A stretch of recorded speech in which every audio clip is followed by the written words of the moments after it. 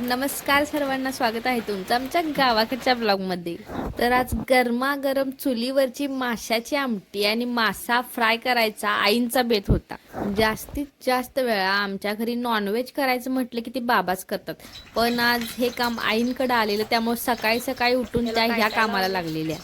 मासे खायला कोणाकोणाला आवडतात कमेंटमध्ये नक्की सांगा. आणि असं म्हणतात की पावसाळ्यात मासे आणि जरा जास्तच टेस्टी लागतात. मासा फ्राय बनवताना त्याला काय काय मसाला लावून घेतला तर एक अर्धा लिंबू पिळून घेतला, त्याच्यात हळद पूड, चटणी, मीठ आणि आलं लसूण पेस्ट लावून एक थोडा वेळ ठेवून घेतला. त्याच्यामुळे ना तुमच्या घरी जर फ्रीज नसेल तर मासा लवकर खराब होणार नाही. आणि आमच्या घरी ना मासा कधी सुद्धा विकत आणत नाहीत. आमच्या गावाच्या ना अवतीभोवती 2-3 नद्या आहेत, त्याच्यामुळे हे मासे नदीतून पकडून आणलेलेच असतात. आता हे सगळे तर मासा खाणार, मला काय बनवायचा हा मोठा प्रश्न माझ्यासमोर पडला.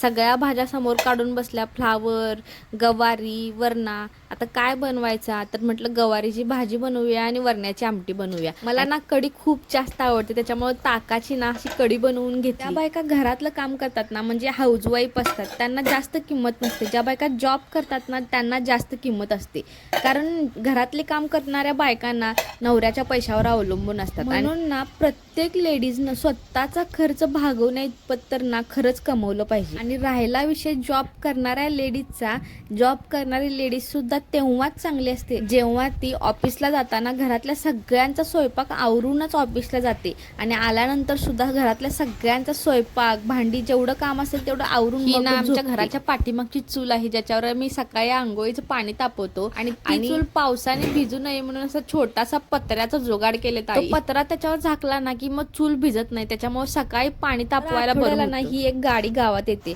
त्याच्यात ना सगळे बेकरी प्रोडक्ट्स तुम्हाला मिळतात ना. सगळेजण ना पावसाळ्यात गरमागरम भडंग करण्यासाठी ना त्याच्याकडून चिरमुरे विकत घेत होते. संध्याकाळी ना आई एकांच्या घरी वाढदिवसाला गेलेली, आणि प्रत्येकांच्या घरातल्या लेडीज कशा असतात पहा ना. वाढदिवस असलेल्यांच्या घरी जे केक, चॉकलेट, चिरमुरे देतात ना, ती कुठलीच लेडीज ना त्यांच्या घरी ती खात बसत नाही. पदराकले घेऊन ना ते घरी घेऊनच येते.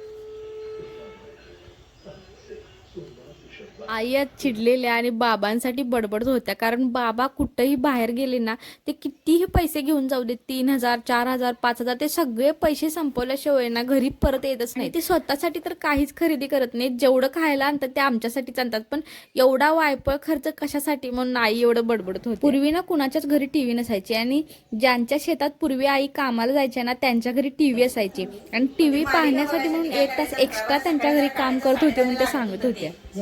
5 मिनिटं सोडत होते की बघायला. तर चला आजसाठी एवढंच, भेटूया पुढच्या व्हिडिओमध्ये, तोपर्यंत धन्यवाद.